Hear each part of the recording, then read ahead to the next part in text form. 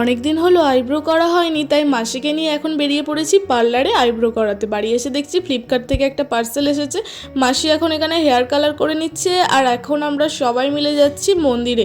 আজকে দুপুরবেলা আমাদের সকলের মন্দিরে খাওয়া দাওয়ার নিমন্ত্রণ ছিল। এখন রাধা গোবিন্দর দুপুরের সেবা দেওয়া হয়ে গেছে, আর আজকে অনেক কিছু ভগবানের সেবা দেওয়া হয়েছিল।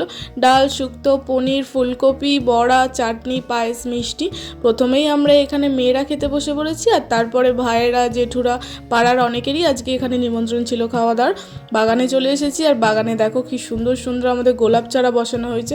এখন সবাই বাগানে গল্প আড্ডা করছি, আর এখানে বিভিন্ন রকমের শাকসবজি হয়েছে, সেইগুলোই সবাই ঘুরে ঘুরে দেখছিল।